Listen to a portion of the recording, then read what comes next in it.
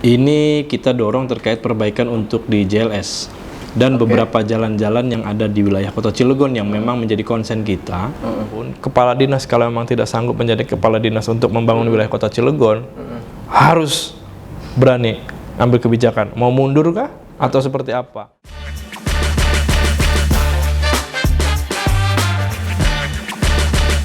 Gaspol ngebahas politik. Assalamualaikum, jumpa lagi bersama saya di segmen Gaspol.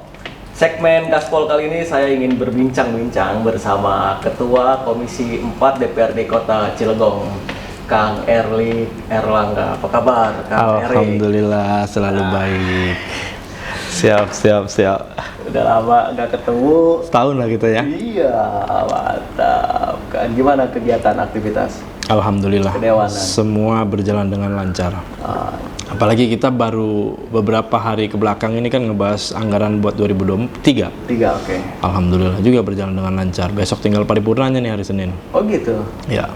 Udah finalisasi berarti? Udah pleno? Sudah. Udah ya? Sudah kemarin sudah. Ini tinggal besok paripurna. Ya. Wah, ya, mantap. Apa anggaran infrastruktur yang urgent masuk ke 2023? Kang? Ini kita dorong terkait perbaikan untuk di JLS dan beberapa jalan-jalan yang ada di wilayah Kota Cilegon yang memang menjadi konsen kita. Alhamdulillah kita 2022 Komisi 4 itu telah mendorong beberapa titik infrastruktur yang memang sempat viral. Salah satu contoh Jalan BBS, terus Panggung Rawi, dan beberapa titik-titik yang lain termasuk Jembatan Ciberko. Saat ini di 2022 sudah terrealisasi. Dan insya Allah itu bisa dinikmati oleh masyarakat di Desember.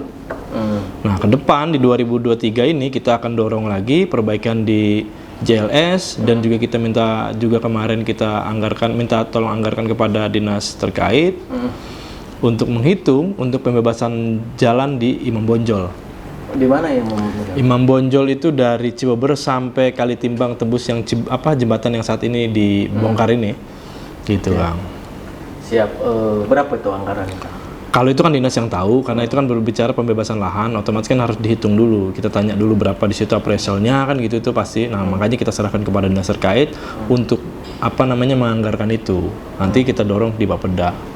Nah, kalau JLS poin mana, titik-titik mana yang Sangat banyak sebetulnya, tapi kalau misalnya kita fokus saja dulu, saat ini kita tahu di depan horizon. Depan horizon, terus juga ada beberapa titik juga di wilayah kilometer 0 sampai kilometer 1 itu kan banyak tuh. Nah, itu spot-spotnya memang kita harus segera dilakukan untuk perbaikan, karena berbicara infrastruktur ini kan salah satu penyumbang untuk meningkatkan ekonomi masyarakat. Apalagi kita tahu JLS ini kan untuk menembus menuju ke Kabupaten Serang. Dan juga beberapa industri besar yang ada di wilayah Kota Cilegon juga banyak memanfaatkan di situ. Gitu. Cuman sampai saat ini di 2022 ini kan tidak ada anggarannya. Gitu. Bicara JLS ini memang rada miris ya. Sangat miris. Beberapa kali ada kasus kecelakaan. Betul. Bahkan sampai meninggal korbannya. Betul. Nah, Pak Wali sempat menyatakan ke media statement kalau APBD Kota Cilegon katanya nggak mampu nih, maka butuh dukungan dari provinsi dan industri sendiri. Nah, industri udah pernah diajak ngobrol belum sih? Lo bantu dong, benerin. Kalau yang kita dengar sih sebetulnya memang sudah dilakukan komunikasi dengan industri. Cuman sampai saat ini industri itu masih belum semuanya. Tapi ya itu kan tinggal gimana komunikasi kepala daerah dengan para industri. Nah, makanya kita pun sama menyampaikan kepada beberapa kelurahan dan kecamatan. Karena memang kalau untuk cakupan Kota Cilegon kan kita tidak mungkin juga menyatukan perusahaan-perusahaan yang ada di wilayah luar yang ada di Dapil 1. Saya menyampaikan kepada lurah-lurah termasuk camat juga, saya sampaikan bahwa coba sih diagendakan coffee morning dengan para teman-teman pengusaha nih yang ada di wilayah masing-masing kelurahannya, ya kan? Diagendakan di situ, ditanyakan apa sih kira-kira masukan dari mereka. Karena saya juga selaku pengusaha juga, yang memang notabene tahu betul. Terkadang pemerintah atau misalnya tingkat kelurahan kecamatan itu meminta sumbangan atau proposal kepada kita pengusaha itu, tapi berbicara timbal baliknya tidak ada. Kita hanya ibarat kata diperas ininya saja, tenaganya aja, begitu kan? Tapi di saat kita mengurus izin dan yang lainnya, itu merasa keberatan mereka. Iya kan? Jadi tidak diberikan diberikan leluasa yang sangat besar. Nah, maksud kita dibuat di situ Coffee Morning agar menyambungkan persepsi di situ, kondusivitas di kelurahan masing-masing dijaga atau kecamatan masing-masing dijaga. Diundang di situ Kapolsek, anggota dewannya, lurahnya, camatnya, tokoh masyarakatnya, LSM mungkin bahkan kan, dan yang lain, unsur yang lain, agar dia bisa memberikan keterbukaan informasi. Misalnya rekrutmen tenaga kerja, atau di sini di perusahaan yang memang kita tahu di Kelurahan Kalitimbang atau misalnya di Kecamatan Ciuber ini kan industri-industri kecil, bukan industri besar, ya kan? Itu bisa disampaikan informasi itu kepada masyarakat, akhirnya masyarakat tahu, jadi informasinya berimbang. Gitu, itu yang memang kita coba, tapi memang sampai saat ini belum dilakukan. Nah, maksud kita, kalau memang itu dilakukan, saya rasa pasti baik camat, baik lurah mendapatkan poin plus itu dari kepala daerah. Karena apa? Dia bisa menyatukan persepsi gitu. Tapi menurut saya ini pembahasannya terlalu berat, sebetulnya harus menyapa dulu segala macam. Ini langsung digaspol ini kan. Ini yang bikin repot kalau menurut saya.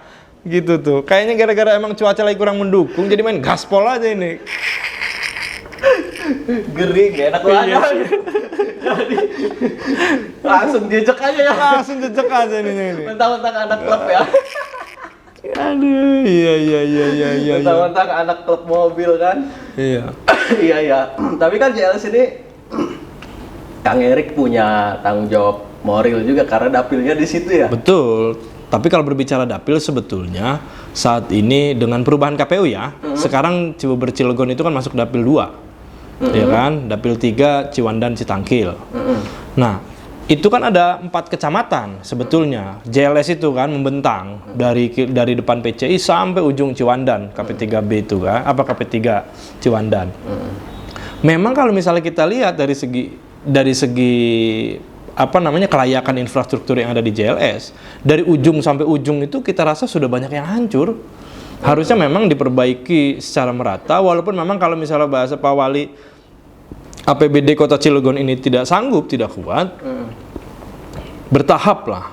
Karena memang kita juga ada porsi untuk pendidikan, kesehatan yang memang itu jelas. Dari dari pemerintah pusatnya itu jelas, ada dihususkan. Nah, maksud kita, infrastruktur, tahun pertama, fokus dulu nih, mana nih kira-kira yang harus diperbaiki. Karena saat ini yang terjadi, saya selalu mengingatkan, bahkan teman-teman media pun ikut mengawal lah di saat kita rapat-rapat dengan OPD itu.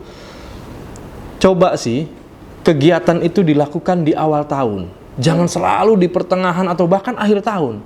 Yang akhirnya terjadi gagal lelang. Salah satu contoh Imam Bonjol, untuk betonisasi di Imam Bonjol, dan ada beberapa spot yang untuk diaspal, itu tidak bisa dilakukan karena terjadi gagal lelang. Nah, kalau memang seperti ini, siapa yang mau disalahkan? Dinas terkait asumsinya bahwa ini ada sistemnya yang inilah segala macam dengan fungsional. Yang PNS itu tuh, iya, TKK, iya, fungsional itu kan. Nah, itu yang terjadi, alasannya kan itu. Dan juga ada sistemnya lah, dari SIPD ke SIMDA segala macam. Nah, itu yang jadi persoalan. Maksud kita, harusnya itu harus tidak menjadi persoalan. Yang terpenting ada keseriusan. Termasuk kemarin pun rapat anggaran kita sampaikan kepada UPD untuk apa mereka minta anggaran besar-besar kalau tidak bisa makainya. Ya kan? Yang penting regulasinya ada, jelas semuanya. Untuk kebutuhan-kebutuhan masyarakat selesai menurut kita. Ada usulan dari wali kota misalnya, program apa punya wali kota dan wakilnya nih, disinkronkan nih. DPRD punya usulan apa dari reses nih, ya kan, disinkronkan kembali. Nah, setelah itu baru nanti di kekurangan-kekurangannya ditambah dari dinas-dinas terkait. Ada juga kan dari kelurahan kecamatan, hasil pramusrem segala macam, musrembang tingkat kelurahan, tingkat kecamatan, disatukan lagi di situ. Jadi menurut saya kerja OPD itu sebetulnya tidak terlalu susah kalau menurut saya ya. Kalau berbicara real ya, karena kan pasti Pak Wali juga punya masukan-masukan, Pak Wakil punya masukan-masukan, 40 anggota DPRD juga pasti punya masukan-masukan yang memang lahirnya dari masyarakat gitu. Salah satunya dari reses. Iya, karena memang kita reses itu kan 4 bulan sekali kan? Iya. Gitu. JLS masuk nggak? Kalau JLS sih sebetulnya tidak masuk, tidak masuk ke reses karena kan anggaran terlalu besar. Itu memang selalu dapat masuk. Keluhannya masuk nggak? Kalau masuk keluhannya pasti masuk. Pasti masuk ya. Jangankan berbicara kita yang ada di Kecamatan Ciuber atau Kecamatan Cilegon yang memang dilalui JLS. Orang yang di luar itu pun suka menyuarakan, karena kita suka ngobrol dengan beberapa teman-teman. Itu seperti itu, bahwa coba sih JLS tuh ya gimana, memang kan ada di OPD terkait gitu tuh. Dalam hal ini kan yang memang dibutuhkan komunikasi wali kota dengan industri gitu, karena memang industri-industri besar yang ada di wilayah Kota Cilegon juga sangat memanfaatkan JLS. Salah satu contoh dengan waktu dulu jebol jembatan yang di JLS, itu kan perusahaan udah kelimpungan tuh. Banyak yang saya dengar bahwa kerugiannya cukup lumayan tinggi. Berarti kan JLS ini kan sangat dimanfaatkan oleh industri-industri besar yang ada di wilayah Ciwandan, Citangkil situ kan. Nah, harusnya dijalin komunikasi dengan baik untuk membantu lah berapa nih kira-kira gitu kan, dengan anggaran berapa miliar, kita punya sekian miliar, kekurangannya berapa, nanti sisanya baru dari APBN atau APBD provinsi gitu kan. Jangan sampai ini JLS kita serahkan kepada provinsi, sedangkan komunikasi kita dengan provinsi tidak berjalan dengan baik, atau bahkan kita lempar serahkan ke APBN, sedangkan kita komunikasi dengan kementerian tidak baik. Terus mau bagaimana nanti? Iya, betul. Iya kan? Apa mau lempar batu semedi tangan yang ada kan begitu? Itu Kang. Sebenarnya tadi menarik, industri kan berkepentingan, mereka lewat situ kan, untuk akses lalu lalangnya kendaraan mereka kan. Betul. Produksi dia pasti lewat sini. Betul. Kenapa sih nggak diajak ngobrol? CSR-nya tahun ini lariin dong buat JLS. Kan mereka setiap tahun punya anggaran CSR kan. Betul. Tinggal diajak ngobrol aja CSR-nya sekian persen, berapa industri kita hitung, ada berapa yang besar-besar. Nah, masukkan ke JLS, tinggal APBD Kota Cilegon nambahin berapa. Betul. Ya memang harusnya dilakukan seperti itu, tapi saya juga lebih sepakat begini Kang. Kalau CSR itu dikelola di tingkat kota, pemerataannya kurang maksimal kalau menurut saya.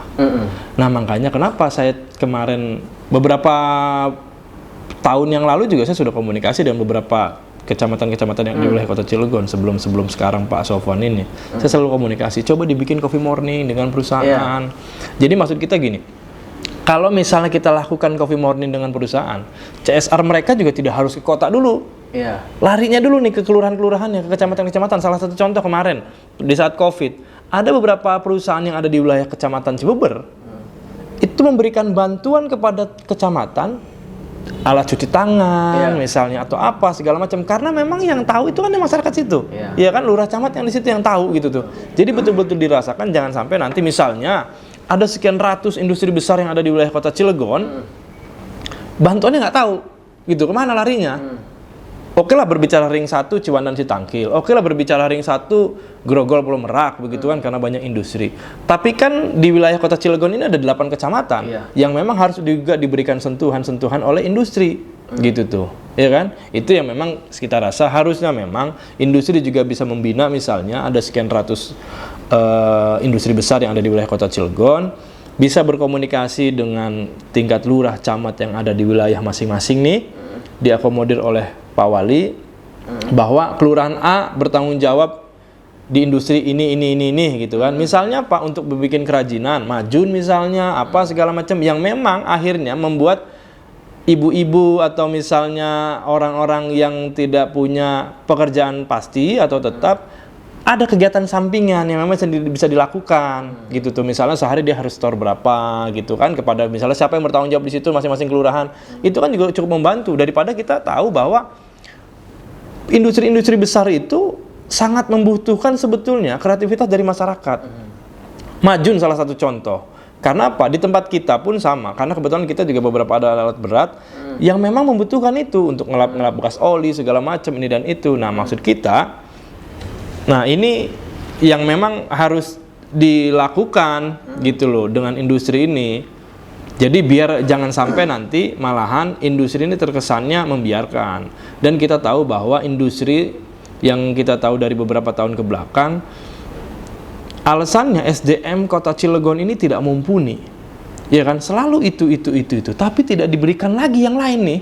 Ya kan, keterampilan dalam hal ini misalnya ya apa tadi, misalnya bikin majun kah, sarung tangan kah, apakah segala macam, itu yang harus diberikan kepada masyarakat kita. Misalnya juga bisa, masyarakat kita bisa kok bikin makanan-makanan tradisional, dikelola oleh perusahaan, di saat rapat dia menggunakan makanan-makanan tradisional, begitu kan. Pemerintah pun sama, menggunakan makanan-makanan tradisional yang memang dari masing-masing kelurahannya, gitu tuh. Jadi akhirnya perekonomian tumbuh dari bawah. Jangan sampai sekarang digembur-gemburkan UMKM, ternyata sambutan kita kurang baik kepada mereka. Iya kan? Gitu, saran kita memang sebenarnya kita selalu memberikan masukan juga. Di saat rapat itu selalu kita memberikan masukan-masukan hal seperti itu. Jangan sampai yang katanya kita Cilegon baru, modern dan bermartabat itu hanya slogan kosong saja. Gitu loh.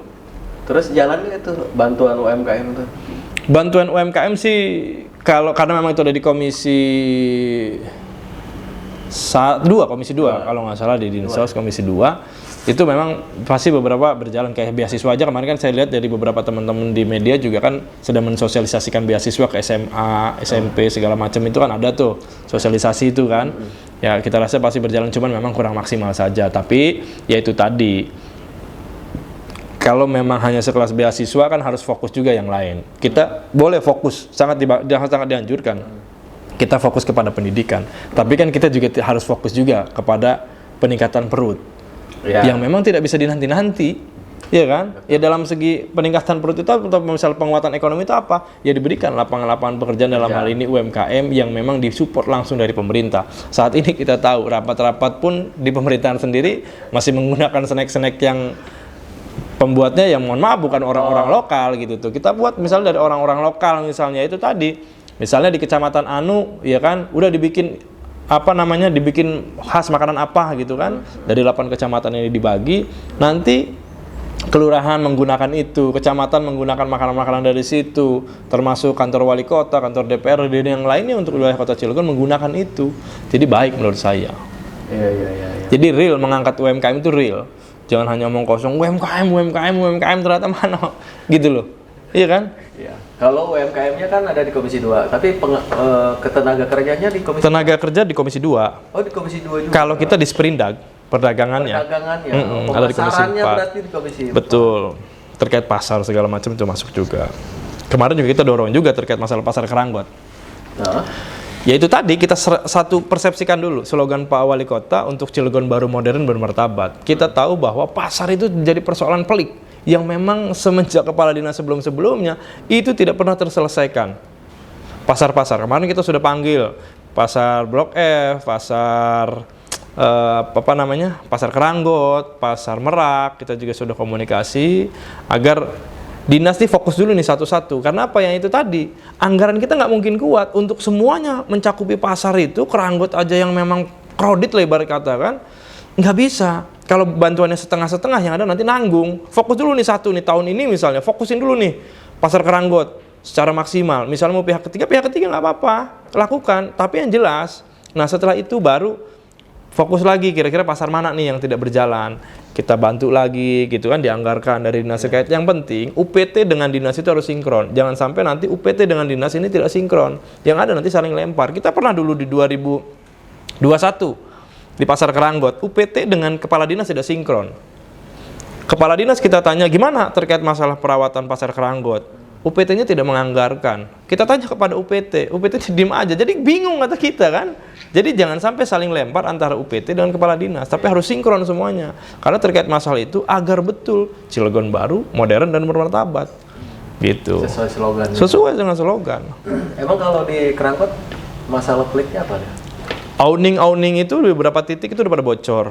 Ya kan? Nah, kalau itu sarana dan prasarana pasar itu tidak menunjang, bagaimana kita akan melakukan penertiban yang pedagang-pedagang yang ada di depan? Iya kan? Sedangkan sarana dan prasarana di dalamnya belum ditunjang. Itu kan jadi persoalan. Tapi kalau di dalam itu sudah ditunjang, dibuat rapi, akses ke dalamnya pun dipermudah, saya rasa pedagang itu tidak mungkin ada di depan. Kita mau menertibkan semacam apapun, pasti pedagang mau. Karena apa? Di dalamnya jelas. Kayak sekarang Blok F. Saya kemarin dapat informasi dari beberapa teman-teman media, karena memang saya juga belum cek juga ke pasar Blok F. Itu ada tempat biliar di atas, ya kan, tempat bola tangkas. Sebetulnya kan kalau misalnya itu kan ketangkasan kan masuknya ya, olahraga lah sebetulnya kan. Tinggal misalnya terkait masalah dia masuk judi atau hiburan segala macam itu memang ke pribadinya masing-masing. Saya tanyakan kenapa ada itu? Karena memang untuk menarik masyarakat untuk datang ke pasar, bahwa pasar itu bukan isinya jualan sayur-sayuran, jualan ABCD. Yang penting kata kita siapa yang akan bertanggung jawab kalau di situ tidak akan terjadi perjudian atau bahkan untuk minum-minum atau yang lainnya. Karena apa? Pemerintah Kota Cilegon saat ini sudah melakukan penertiban di seluruh tempat hiburan untuk tidak buka. Jangan sampai nanti terkesannya pemerintah Kota Cilegon malah memberikan fasilitas dengan adanya pasar itu. Iya kan? Kata pengusaha-pengusaha tempat hiburan, iyalah mentang-mentang pemerintah nggak ada yang nutup kan gitu tuh. Gitu tuh. Mentang-mentang punya pemerintah nggak ada yang nutup. Iya. Kira-kira punya kita swasta. Iya. Sambil diminum nggak ya? Ngopi. Ngopinya BRC. Soalnya cuacanya lagi nggak enak, jadi harus ngopinya banyak. Iya. Harusnya sih minum jahe ya. Iya. Nggak heran. Aduh. Oh, awningnya rusak. Jadi pedagang nggak mau nempatin karena awningnya rusak. Satu, awning rusak, bocor. Keduanya juga ada beberapa sarpras di belakang itu yang memang masih kumuh. Gitu. Kemarin juga kita sidak pada saat 2022 awal kita sidak ke pasar. Pada saat itu kepala UPT-nya Pak siapalah saya lupa waktu itu, saya datang ke situ, ya itu pada bocor. Saya tanya ke ibu-ibu, komplain begitu, banjir itu naik, air tuh naik ke situ. Sedangkan kita tahu di Pasar Kerangka itu kan ada kali. Kali ya besar. Bisa. Tapi airnya naik karena apa? Solokan-solokan di situ udah pada ditutup-tutupin. Gitu. Nggak jalan. Nah, makanya maksud kita Pak, fokus dulu nih satu. Apa nih kira-kira yang harus dibenahin nih? Misalnya di reguler nih. Ya kan, fokus dulu. Oke, kita fokus di bawah dulu nih. Ya kan, setelah bawah karena kita mendekati musim penghujan biasanya di ABT, ya kan, di perubahan, baru kita fokus atas tuh. Jadi jelas konsep gitu, terkonsep semuanya. Kalau misalnya kita anggarin ternyata kita nggak jelas konsepnya, repot juga urusan yang ada. Atau jangan-jangan jumlah pedagangnya overload nggak? Kalau jumlah pedagang sih enggak, karena masih banyak juga berapa titik di belakang kosong. Karena itu doang ya. Mereka malas ke tenan di belakang itu karena posisinya ya masih banyak yang rusak. Gitu. Iya, kalau misalnya akhirnya pada ngemprak di bawah tuh, emprakan itu kan di depan itu. Yang akhirnya mobil jadi aksesnya untuk masuk kan susah. Gitu. Iya. Gitu. Konsepnya masih udah bagus itu Keranggot. Karena dia masuk dulu kan ke dalam dari jalan raya. Betul. Tapi kan gara-gara dipersempit ada beberapa orang jualan di depan ruko-ruko orang yang akhirnya sekarang ke depan-depan ya? Iya kan sampai ke depan-depan itu kan. Di pinggir-pinggir jembatan itu kadang-kadang suka pura-pura nggak tahu aja lagi. Udah lama nggak lewat situ. Gitu. Oke, selain tadi JLS sama pasar, kira-kira Komisi 4 punya gagasan apa untuk bidang infrastruktur di Kota Cilegon? Infrastruktur itu satu, tadi kita dorong gimana caranya di 2023 beberapa titik untuk di wilayah Kota Cilegon, salah satu contoh di Imam Bonjol kita untuk minta pelebaran jalan. Imam Bonjol ya? Ya, karena apa? Kita tahu, Kakang juga sering ngurawi di Cilegon lah ya. Jalan protokol itu kalau udah hari Senin sampai hari Jumat, macetnya setengah mati. Berarti kan menunjukkan perekonomian masyarakat itu kan bertumbuh, berkembang begitu kan. Tapi kalau kita tidak menyiapkan infrastruktur dengan baik, itu otomatis malah makin parah nanti ke depan. Nah, makanya kenapa dari depan Cibeber misalnya tembus sampai JLS dilebarin jalannya. Terus juga dari yang titik-titik yang lain lah, dari wilayah-wilayah apalagi JLU saat ini juga kan lagi digeber tuh biar cepat selesai pembebasan lahannya. Nah, maksud kita kalau memang sudah nanti JLS, JLU ini sudah baik semua, jadi connecting dari jalan protokol menuju JLU, JLS itu semua sudah lebar. Jadi enak daripada nanti misalnya JLU jadi kayak sekarang di JLS, akhirnya tanah di situ udah tinggi harganya, mahal. Pemerintah Kota Cilegon tidak sanggup untuk melakukan itu nanti. Nah, maksudnya dipersiapkan segala sesuatunya. Gitu. Termasuk kita juga kemarin dari Dinas Kominfo kita minta untuk menyediakan CCTV untuk di beberapa RT RW. Agar apa? Ya minimal saat ini kita tahu bahwa di tempat saya sendiri, tempat saya tinggal di kampung itu kan, untuk ronda itu setengah mati. Susah masyarakat itu. Tapi kalau ada CCTV minimal, keterbantukan lah. Kalau ada sesuatu yang hilang, apa segala macam, walaupun kita tidak berharap, gitu kan. Tapi kalau ada seperti itu kan, ada lah yang mantau, kita ada jejaknya siapa segala macam. Kan gitu tuh kan. Iya kan? Karena di beberapa kabupaten kota, di Semarang ya salah satu contoh, itu sudah sampai tingkat RW, tingkat RT, bantuan CCTV. Iya. Dan juga ada beberapa bantuan dari perusahaan-perusahaan. Gitu. Nah itu makanya kita juga Kota Cilegon harus siap. Karena kan berbicara smart city, kan Kota Cilegon kan sebetulnya dari tahun berapa digaungkan smart city. Nah makanya kita juga rada sedikit kenceng ke Dinas Kominfo itu. Kenapa? Kalau kita berpikir smart city, masyarakat kita itu taunya smart city kan hanya wifi gratis. Iya. Iya kan? Padahal smart city itu bukan hanya wifi gratis. Kita membutuhkan transportasi umum misalnya. Dengan buka internet cepat, salah satu contoh sekarang udah ada aplikasi Gojek atau Gokar atau yang lain lah ya. Terus juga posisi kita pengen buka perizinan atau informasi tentang Kota Cilegon, semua ada di situ. Nah, makanya harus dibuat dulu smart people, diberikan pemahaman kepada masyarakat bahwa smart city itu ini gitu loh. Jangan sampai masyarakat yang tahu bahwa smart city mana wifi gratis segala macam dan itu, ternyata kan walaupun memang saat ini sudah ada tapi kan belum merata di semua titik gitu. Itu Imam Bonjol pelebaran berapa panjangnya, jauhnya?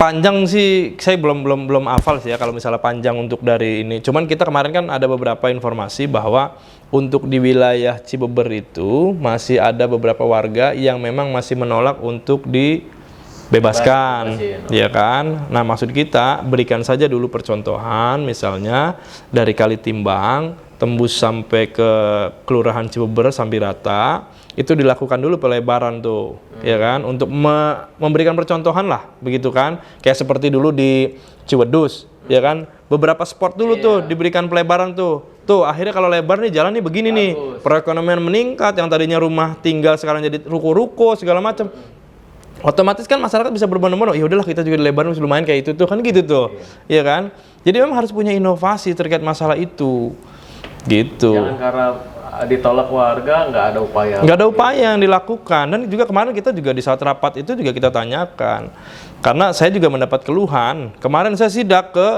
BBS Ciwedus itu yang lagi dibetonisasi. Saya datang ke sana, saya cek karena dapat informasi dari warga bahwa Pak ini gimana, oke lah kita memang membutuhkan infrastruktur yang baik, tapi kita juga membutuhkan juga saluran itu juga yang baik, drainase itu.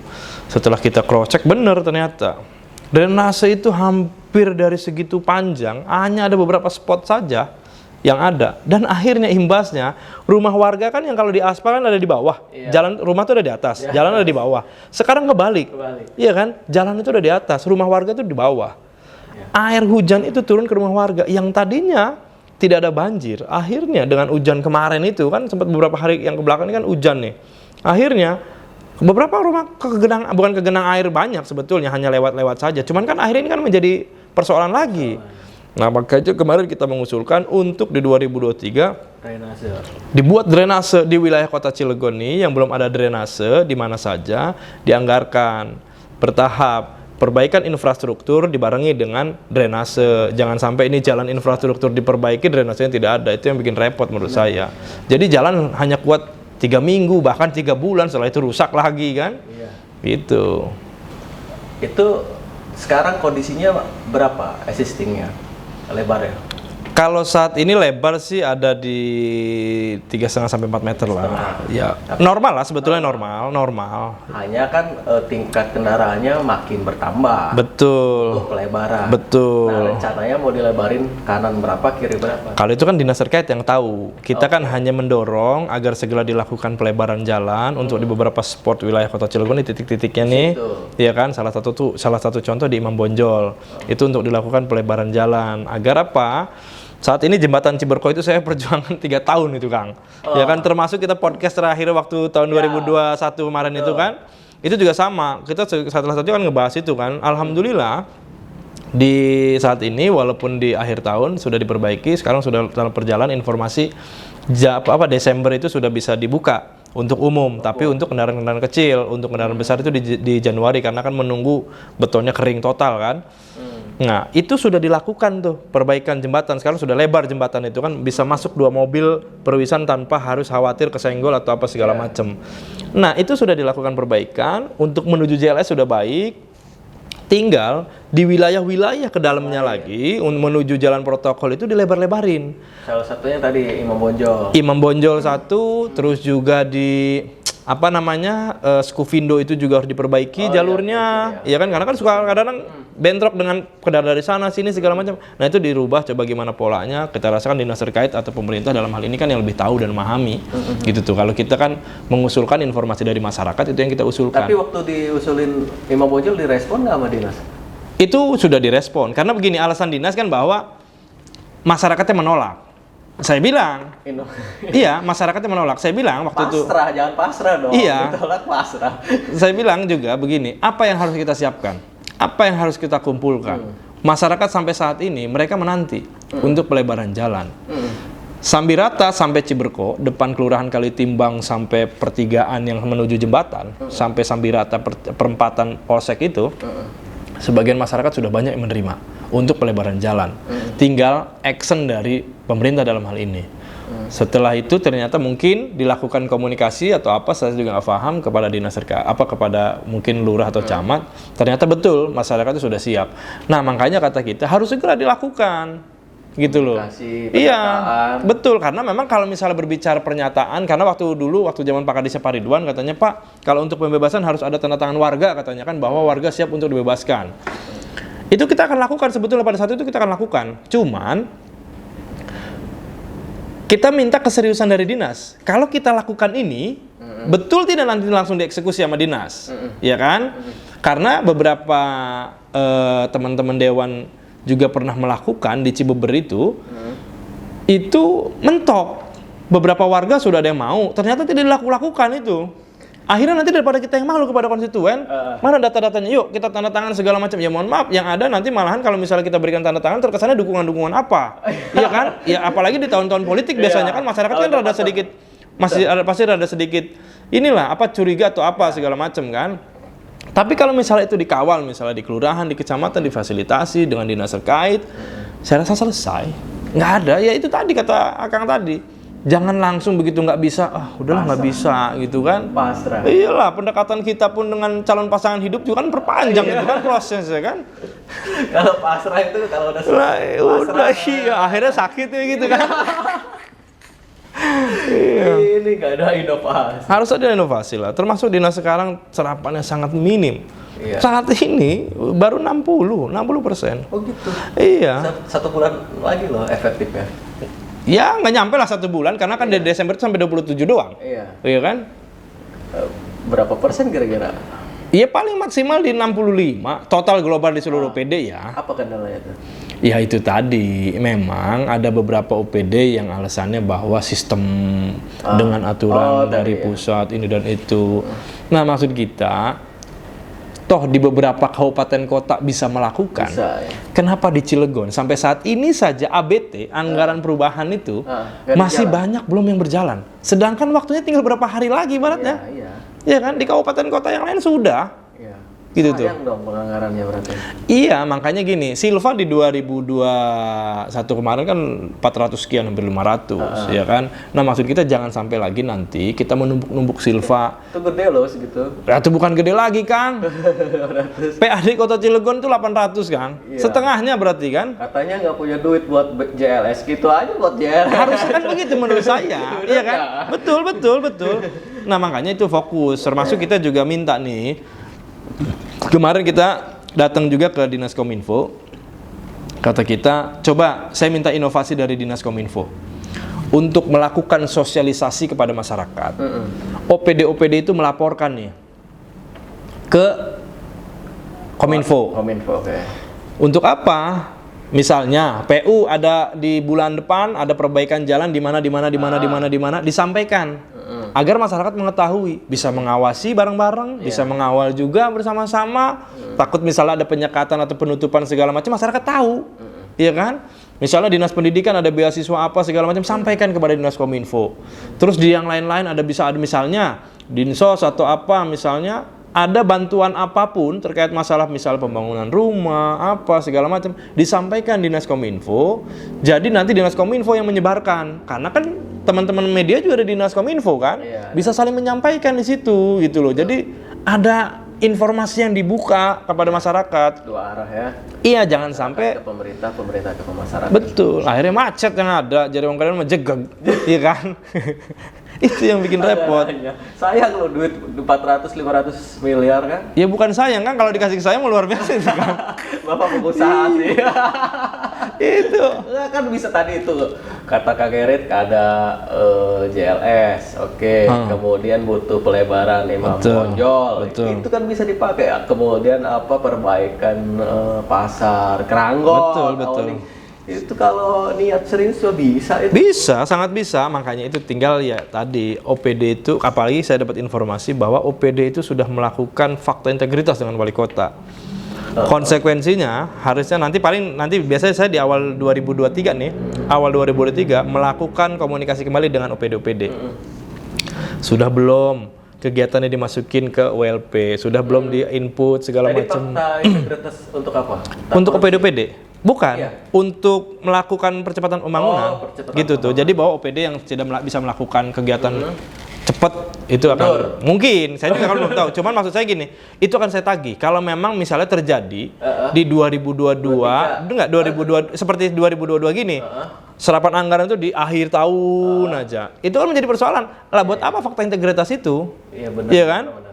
Kalau misalnya sama aja di 2021 begitu, 2022 begitu, 2023 sama aja begitu. Ngapain juga bikin fakta integritas? Iya. Kan? Tinggal sampaikan saja. Pada saat itu juga saya sampaikan pada saat waktu jembatan saya ini sempat gagal lelang jembatan Ciberko itu kan. Saya bilang kepada kepala dinas, kalau Anda tidak mampu mundur daripada disuruh mundur, lebih memalukan. Iya kan, lebih terhormat kalau menurut kita. Saya nggak mampu. Udah, karena mungkin ada A, B, C, D faktor segala macam, udahlah saya mundur nggak sanggup. Masih mending begitu. Lebih terhormat menurut kita. Jadi biar ada ceritanya. Daripada disuruh mundur. Daripada disuruh mundur atau dipindahin yang ada sakit hati, kerjanya nggak beres, iya kan? Masih mending mundur sendiri. Mundur sendiri, Pak, saya nggak mau lah. Iya. Cari dinas yang gampang aja gitu. Betul. Ya dinas yang gampang ya paling masuk aja ke staf ahli. Bukan dinas, Pak. Staf ahli, Pak. Masuk ke sekdas itu kan? Itu mah staf ahli ya, yang penting eselon 2 aja kan.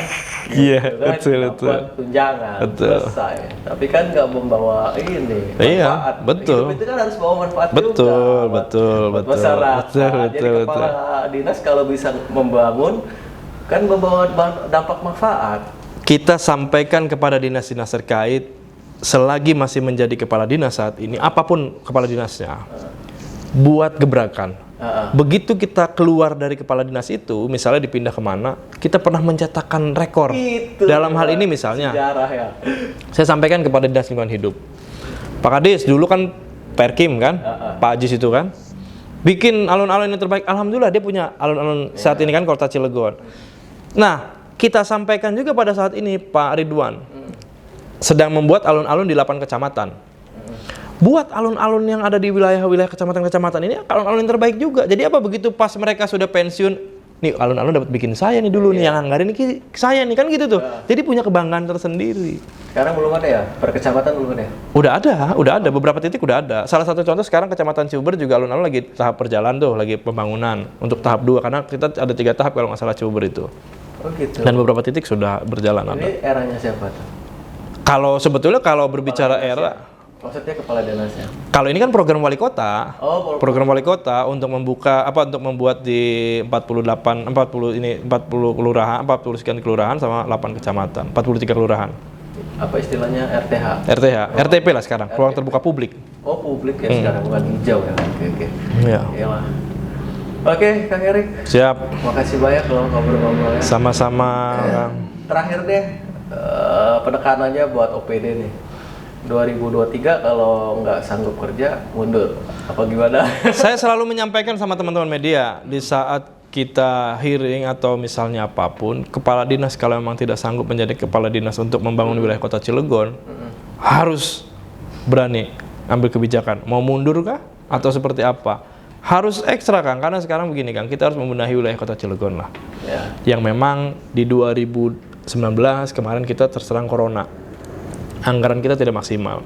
2020 banyak anggaran di wilayah pemerintahan Kota Cilegon seluruhnya direfocusing untuk fokus kepada corona. 2021 penyerapan kita masih lemah. 2022 kita tidak efektif. Iya kan? Maksud kita harusnya kemarin tuh di 2022 tuh harus ekstra tuh. Cepet mana nih sih? Jalan-jalan yang kurang baik atau kegiatan-kegiatan yang belum dilakukan mana tuh, dilakukan dulu bertahap. Karena apa? Masa pemilu sebentar lagi di 2024. Iya. Baik kita anggota DPRD, wali kota, wakil wali kota pasti punya keinginan ke depan, mungkin tak mau nyalon lagi atau segala macem. Dibuat di era mereka ini, pemerintah Kota Cilegon baik, yang katanya Cilegon baru, modern dan bermartabat, itu betul-betul ada gitu loh. Barunya dari mana nih, Kang? Belum ada kan kalau yang kita tahu. Modernnya di mana? Infrastruktur kita masih seperti ini. Yang katanya smart city untuk di wilayah kota Cilegon juga masih belum maksimal, ya kan? Bermartabat, Cilegon baru modern dan bermartabat. Ya itulah, dilakukan saja dulu satu poin-poin di situ tuh yang memang betul, yang katanya ingin perubahan dari zaman sebelumnya gitu kan. Tapi kalau memang itu tidak dilakukan atau mungkin sama saja, ya bukan Cilegon baru modern dan bermartabat, berarti kita melanjutkan, kan begitu Kang? Iya. Lanjutin yang lama. Iya. Oke, demikian tadi obrolan saya dengan Kang Erik. Siap. Lain waktu saya sambung lagi. Siap. Sampai jumpa. Wassalamualaikum warahmatullahi wabarakatuh. Waalaikumsalam warahmatullahi wabarakatuh.